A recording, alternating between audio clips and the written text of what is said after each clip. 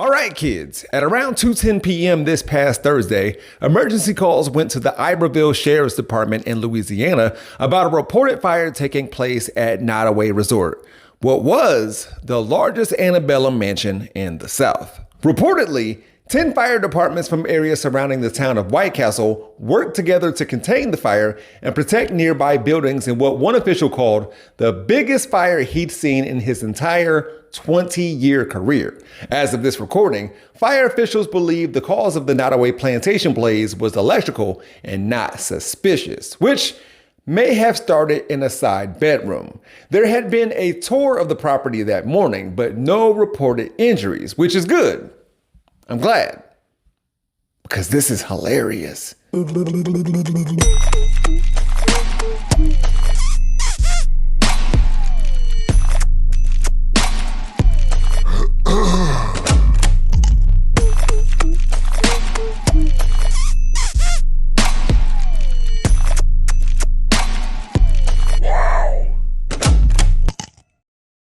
Black Twitter brought the heat, as usual, imagining black folks outside of Nottoway Plantation doing line dances that we all know but don't remember learning. And in reality, there were black people who went to watch it burn while playing Let It Burn by Usher, probably, or listening to the crackling flames as ASMR, possibly roasting marshmallows or creating art or starting a barbecue while sitting in a white folding chair, of course, just in case. Today, we're going to talk about black people responding to this event the way we have and why we'll continue to do so. And please believe me when I say, I'm not making this video to justify our reaction. No, it's up to the Ani DeFrancos of the world to provide rationale as to why in 2013, she wanted to charge her fans $1,000 apiece to spend 4 days with her during a righteous retreat at Nottoway Plantation. Speaking of,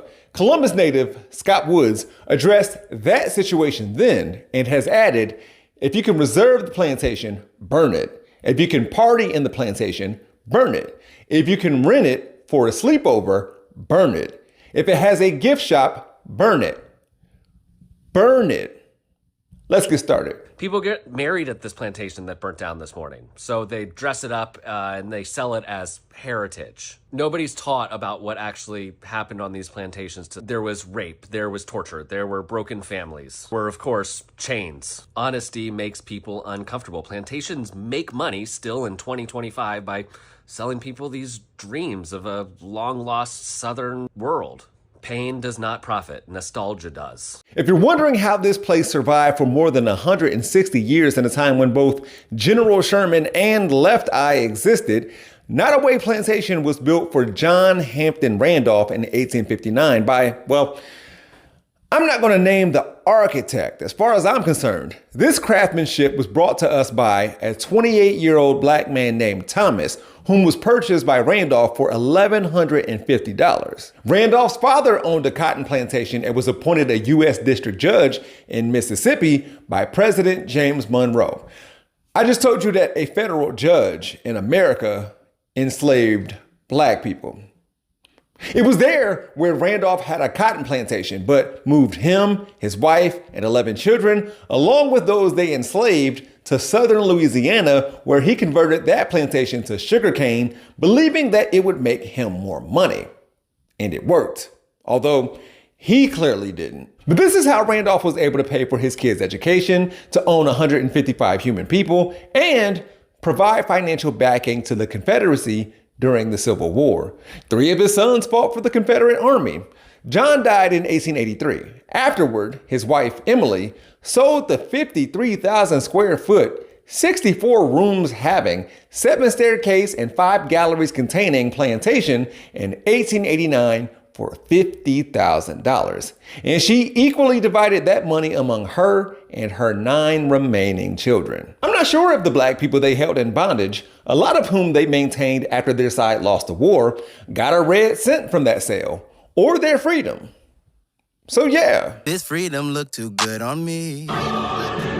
I be one two stepping down the street. Ownership of Nottoway Plantation, which James Randolph named after a river in Virginia so he could remember where he came from, which itself is named after the native tribe of that area, switched hands a few times in the 20th century until 1985, when it was bought by Australian Paul Ramsey and Bostonian Peter Evans for $4.5 million, but spent more than $15 million on the property for renovations after it was damaged during Hurricane Gustav. This is when the joint became a resort destination. In 2019, Joseph Yeager Jr. purchased Nottoway Plantation and Resort for $3.1 million, including other good and valuable considerations. I'm gonna pause right there because a few years ago, Joe Yeager and his team came up with the plans to turn a boarded up, red bricked, 3-story building into a $10 million attraction called the City of the Dead. Quote, it will focus on aspects of death and burial in New Orleans that visitors find fascinating. Historic cemeteries with above-ground tombs, jazz funerals with second-line parades, and a bit of voodoo lore. Going back to Nottoway, death and ghosts are kind of Yeager's thing. She was up on the 3rd floor, just admiring all the things in there, just kind of oohing and eyeing, you know, the wonderful things. And she said she felt a hand grab hers and squeeze it, so she thought it was her husband to turn around to see what he wanted, and he was not there. He wasn't even in the area. She became very frightened because she said it was distinctly a hand that took hers and moved it and squeezed it. It's been said that the help and housekeepers who served at Nottoway see a ghostly spiritual image similar to that of Emily Randolph. Are they for real? Of all the horrors and atrocities that occurred on that property, the presence being felt is a white woman who's rich. They don't see this in the back of the wedding pictures European Americans decided to have while sterilizing a forced labor camp. As a reminder, there are no ghost white folks, and I can prove it. If there were ghosts, slaves would come back and fuck you up. You do know that. if you're more upset that the historical building burnt down than you are about the history it represents, the lives that suffered there, and the stolen land it sits on, then you might just be a white supremacist. That's from journalist Eliana Chinea. We'll hear more from her a little later. We're talking about a resort, not a museum dedicated to the teaching about horrors of slavery.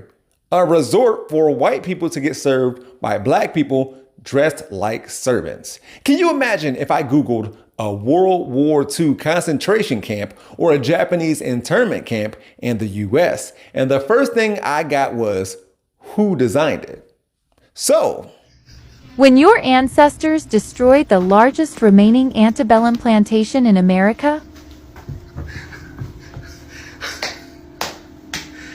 none of this animosity is new, and as I've just shown with the last few tweets, it wasn't or isn't limited to black people. In 2019, Dr. Andrea Livesay visited Nottoway, and this is some of the stuff that she found. Her group was met at the entrance by their Black American tour guide, who started the tour with a scripted introduction including the words, "Yes, there was slavery here, and yes, I am black, but there's no point in being bitter about it." This was the only time slavery was mentioned. Also, two of these candelabra type things are in the entrance hallway. In fact, they're the first thing you see as you walk in. The worst thing about this is that they are not original to the house. And she asks, if they are not original, then why are they there except to reinforce white fantasies about black servitude?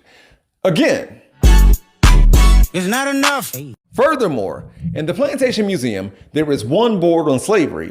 It tells visitors that various records indicate they were treated well for the time. Then, Dr. Livesay questions if these records came from the enslaved. What did they say their treatment was? And you know what? Despite the home's past ties to slavery, the latest version of Nottoway Resort's website avoids any mention of slaves or slave labor. I used to be a tour guide at Nottoway Plantation. Nottoway was not talking about history properly. They regularly threatened my job because I was, quote, too emotional about the historical context and slavery there. I was there from 2017 till 2020 when COVID hit. With that said, Dan Dias, who currently owns Nottoway, is under the impression that his plantation/resort, like the South, will rise again. He'll likely get donations. I mean, if he can find a way to prove that his property has called black children the N-word, then it'll be lucrative, baby. Anyways, here's what he had to say about this whole thing. I take this position. We are non-racist people. I am a lawyer and my wife is a judge. We believe in equal opportunity rights for everyone, total equality and fairness. My wife and I had nothing to do with slavery, but we recognize the wrongness of it. We are trying to make this a better place. And this is my favorite part. We don't have any interest in left-wing radical stuff. We need to move forward on a positive note here, and we are not going to dwell on the past racial injustices. If you didn't understand before, are you getting why this is hilarious? Plus, as a society, we have a weird relationship with fire, depending on who started it and who or what is inflamed.